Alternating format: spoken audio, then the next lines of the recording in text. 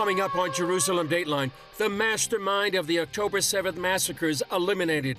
What's next for the hostages and Israel's multi-front war? Analysis of how Sinwar's death affects Israel's standing in the Middle East and U.S.-Israel relations. Plus, the connection between anti-Semitism and Islam.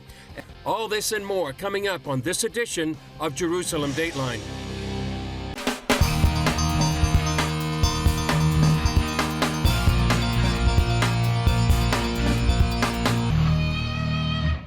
Hello and welcome to this edition of Jerusalem Dateline. I'm Chris Mitchell.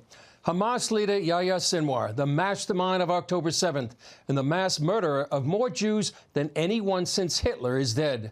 On Wednesday, Israeli soldiers killed Sinwar in the southern Gazan city of Rafah. He had evaded the IDF for more than a year. Soon after the news, celebrations broke out at the Western Wall, at IDF posts in Gaza and around the country. Israeli Prime Minister Benjamin Netanyahu said it's not the end of the war in Gaza, but the beginning of the end. He spoke directly to the people of Gaza. I have a simple message. This war can end tomorrow. It can end if Hamas lays down its arms and returns our hostages. And Israel will guarantee the safety of all those who return our hostages. But to those who would harm our hostages, I have another message. Israel will hunt you down and bring you to justice.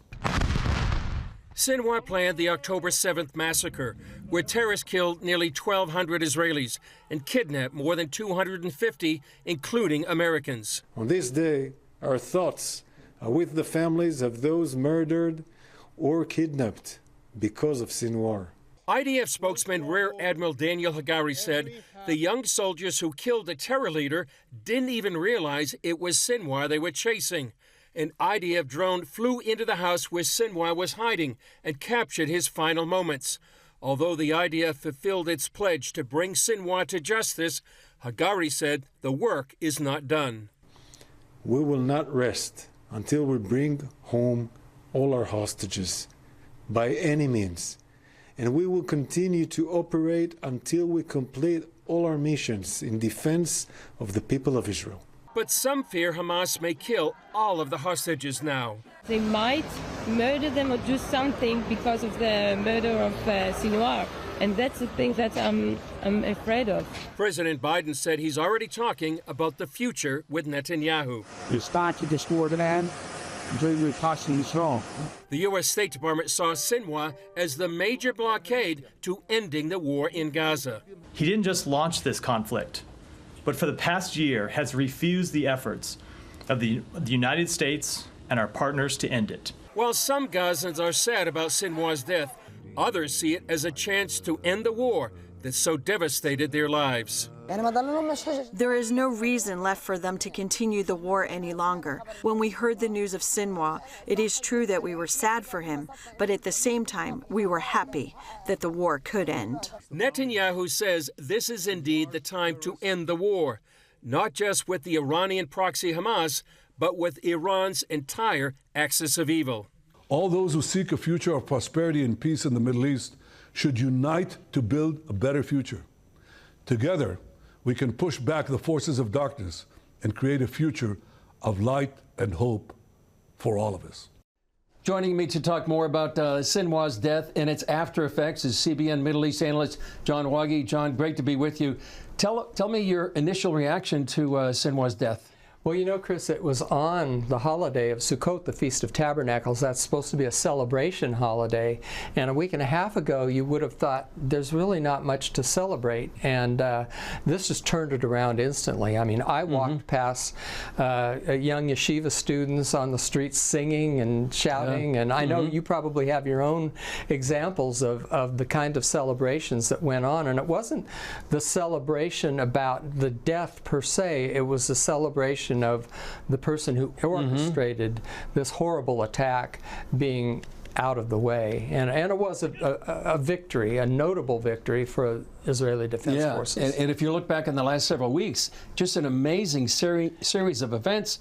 go back way, and it seems like ancient history, Ismail Haniyeh, and then you have just a few weeks ago Hassan Nasrallah, and almost all of Hezbollah's leadership eliminated, and now Sinwar himself. Hard to believe all the things that are unfolding. It really is, and as the story pointed out, it has to send a message to the remaining terrorists, Hamas leaders or would-be leaders in Gaza that, you know, you might want to think a couple times about Gallant's message that, you know, it's a time to raise your hands and surrender.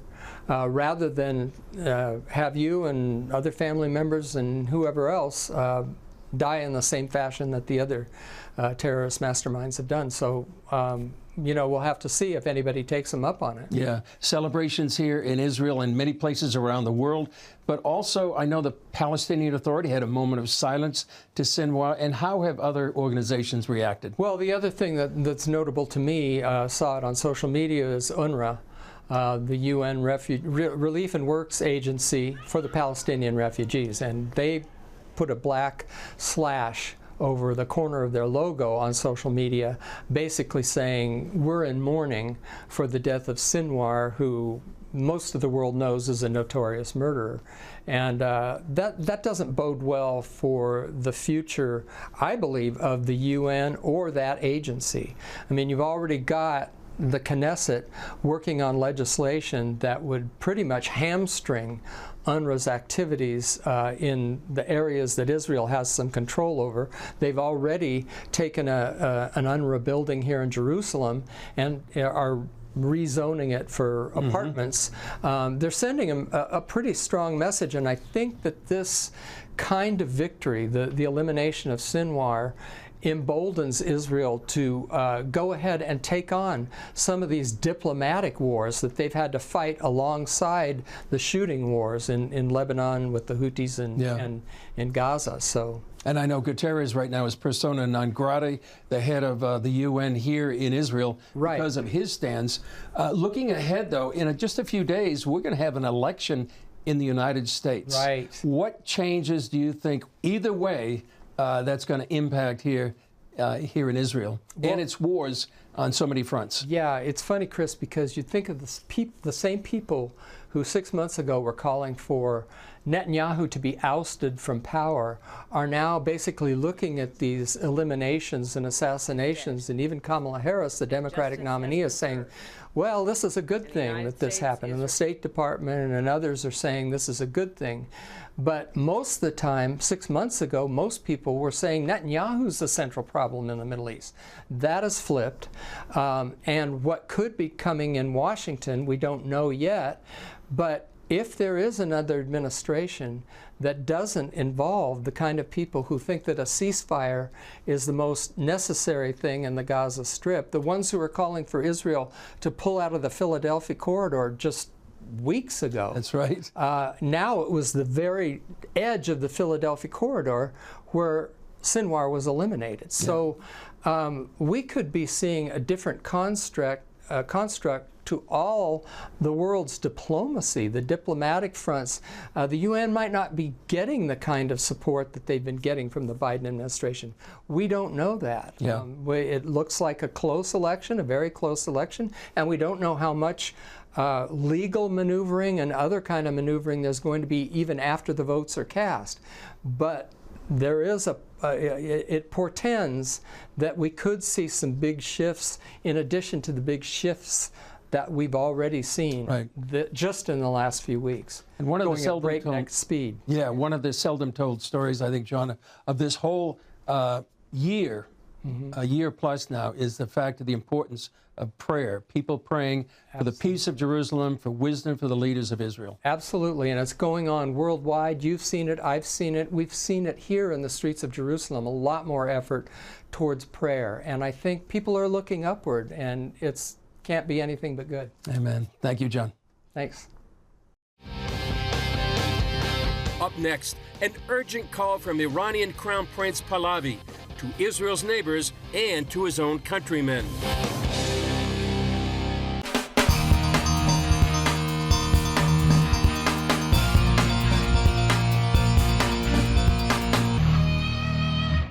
Amid growing tensions between Israel and Iran, more Iranians are openly calling for the Jewish state to take military action against their own government.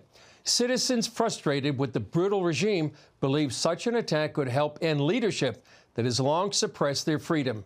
George Thomas has more. Crown Prince Reza Pahlavi is urging Iran's Middle East neighbors to stand against Tehran's influence, help support Israel's war efforts, and bring down the dictatorship. The regime in Tehran is responsible for the deaths of hundreds of thousands of innocents, Iranians, Arabs, and Israelis, Christians, Muslims, and Jews. Pahlavi, the son of Iran's last Shah, went on social media saying most Iranians want to see their own oppressive government removed. So I say to you, our friends across the Middle East, our region deserves so much better. But in order to succeed, first, this regime that has held us hostage for nearly half a century must go. While some Iranians have supported military action against Israel, if Israel reacts to Iran's action, Iran will respond again and completely crush Israel. Pahlavi claims the majority of his countrymen would welcome targeted action against the regime. He tells Iranians the real enemy is their own government, led by Ali Khamenei. The tyrant in Tehran couches his warmongering in Iranian nationalism, but he does not speak for our nation. The crimes his regime has committed against you, our neighbors, are an affront to Iranians and our values. Israeli Prime Minister Benjamin Netanyahu recently expressed hope for peace between his country and Iran, suggesting that a future free Iran could lead to a new relationship between the two nations. When Iran is finally free, and that moment will come a lot sooner than people think, everything will be different. Our two ancient peoples, the Jewish people and the Persian people, will finally be at peace. Our two countries, Israel and Iran, will be at peace. Lana Silk runs Transform Iran, a ministry that operates inside the country, sharing the message of the gospel.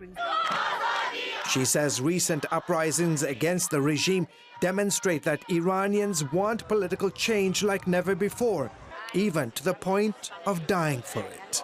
It's a tough fight. They're willing to fight it. They're willing to pay whatever it takes to take down their government. We've seen Iranian people take to social media and invite Israel to attack them on their own soil. Videos from Iran showed people singing and dancing following Hassan Nasrallah's assassination. Silk adds that most Iranians do not share the government's animosity toward Israel. Since taking power 45 years ago, the regime's clerics have labeled the United States as the Great Satan and Israel as the Little Satan. I was brought up in the country and I was conditioned to hate Israel and America. As a schoolgirl, we had to wake up every morning and chant death to America, death to Israel. All our teaching, our education, all the propaganda and the news on the walls, everything was set up to have us hate these two countries. And yet we don't. No matter how hard the government tries, they cannot turn their people against these countries. During an interview with CBN News, Pahlavi said despite Iran's ongoing violations of religious freedom, people are turning to faith, especially Christianity, like never before. The discrimination started against religious minorities. The Jews were the first, followed by the Baha'is. Lately, it's been mostly the Christians that are targeted.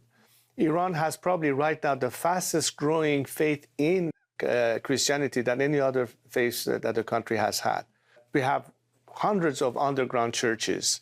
Silk says the potential for war is driving a sense of urgency among underground Christians in Iran to share their faith. We're talking about war. We're talking about really unimaginable suffering coming to Iran shortly. So there is a sense of we better be quick to make sure all the people that we love know who Jesus is and what he's done for them before it's too late for them. George Thomas, CBN News. Still ahead, Cindy Jacobs from Generals International on the connection between anti-Semitism and Islam.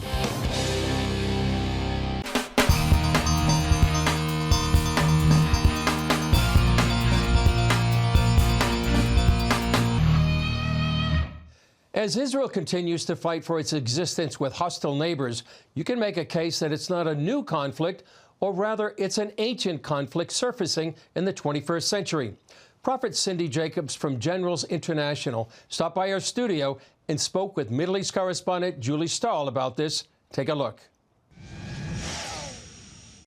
Cindy Jacobs, welcome to Jerusalem Dateline. Why do you think there's such rampant anti-Semitism in the world today, and where's it coming from?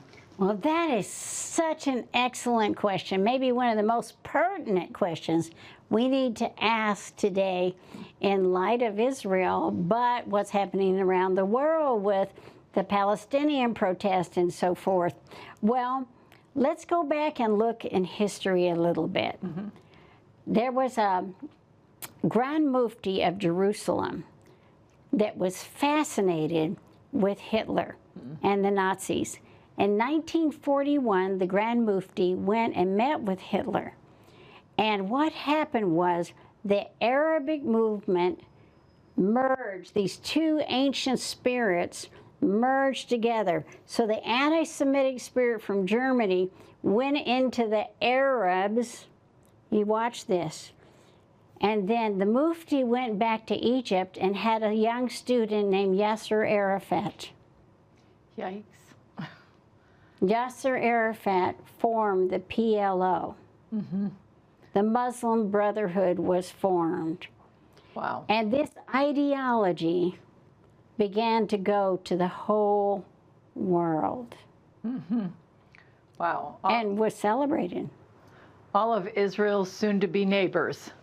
Oh, yep, Yeah. that's right. Yeah. All of Gaza, you know, Gaza is spoken in the scripture. We know from Gaza that there were raids to the border cities. Consider Ziklag, you know, and David. You know, this were that spirit of the Philistines, that ancient spirit that married with that anti-Semitic spirit that Hitler had. Yeah. And it's a potent cocktail. So how can it be dealt with? Well, it's very interesting you say that, because I have been praying for Israel, that Israel not stop short. And, you know, I repented as Americans that we have over and over tried to handcuff Israel from being able to finish the task that needed to be finished. And so what if in 2006, Israel had wiped out Hezbollah? What has happened from 2006 till now? What has happened to the Lebanese people? The only Christian nation, democracy in the Middle East. Hezbollah wanted it. Why? That's that spirit. Right. It takes over. Well, very interesting. We know if we read back in the Bible, there was a man named Samson who was a champion. And a champion that was destroying the Philistines. Well, he was captured and he was blinded. And it is said of October 7th, somehow they didn't see the attack coming. Right. We don't know. We don't know. An intelligence failure, I believe it was a huge demonic force, actually. So they put out the eyes of Samson, which they often did in those days. Even now in the Middle East, they're putting the eyes out of women who want to not wear the hijab, you know. And so anyway, but what happened? Samson went, in God's purposes, right into the temple of Dagon. The people who were rejoicing. Listen, the Bible talks about judgment that will happen when people rejoice over the destruction of Israel and God's people. And so they were rejoicing in the temple of Dagon, and God gave that anointing to Samson to pull down the pillars. What happened recently here? Israel took out Nazareth. Israel took out the strong man in Lebanon, right, and Hezbollah, and literally pulled down the infrastructure. It was the Samson spirit. Wow. And the same God that anointed Samson in those days to destroy the temple of Dagon can destroy the enemies of Israel today. Wow. That's very powerful. Cindy Jacobs, thank you so much for joining us, for sharing these powerful words and thoughts with us. Thank you. You're welcome. Still ahead, a family in limbo. A message from a man whose family members are still being held hostage.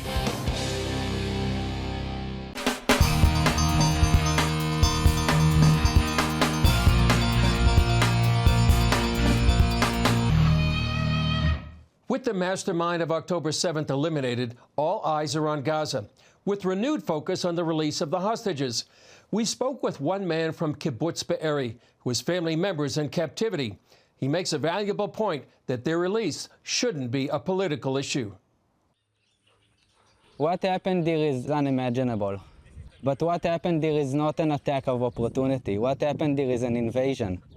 They knew exactly what they were doing. They came here with the intention of murdering people, kidnapping people, and they didn't care if it's men, women, old people, children. I mean, over here you see the picture of a 3-year-old girl who was held hostage in Gaza for 50 days, of an 8-year-old boy that we didn't even know if he was alive or if he was being tortured. Right now, there is a baby being held in Gaza that has spent more time in Gaza than outside of it. The world has started talking about the hostages as if it's part of the Israeli-Palestinian conflict, as if it's a political issue. And what I say that it's crazy. Creating this narrative as if the hostages are a part of something bigger, of the political issue, if the hostages are the same thing as humanitarian aid. But this narrative needs to change. Because if we don't change the narrative, if the entire world doesn't go around shouting, it is unacceptable to take people, children, from their beds and hold them in unimaginable conditions without even giving us signs of life, letting us know if they have medication, food, water, anything. It's just unacceptable. If we don't stop it now, if we don't shout to the entire world that this is unacceptable, we'll just tell them this is something legitimate. And then we'll start having kidnapping around the entire world. We have kidnappings in Africa, we have kidnappings in Israel, we'll have kidnappings in the United States and Europe and all around the world. Because we are giving legitimacy to holding people against their will. We are giving legitimacy to holding babies. Because we're talking about this as if it's some kind of political issues. And this is why I'm here. Because we need all of you to help us share our stories. We need all of you because my voice is small. Their voice is non-existent. None of us can hear them, so we have to speak for them. And we need all our voices to work together and share this story. Well, that's all for this edition of Jerusalem Dateline. Thanks for joining us. Remember, you can follow us on social media, and you can access CBN content through our CBN News and other CBN apps. Don't forget to sign up for our email blasts so you can keep up with breaking news. And please remember to pray for Israel, for the return of the hostages, and for the safety of IDF soldiers and all those in harm's way. And we'll leave you with verse 50 from Psalm 18. He gives his king great victories. He shows unfailing love to his anointed, to David and to his descendants forever. Well, I'm Chris Mitchell. We'll see you next time on Jerusalem Dateline.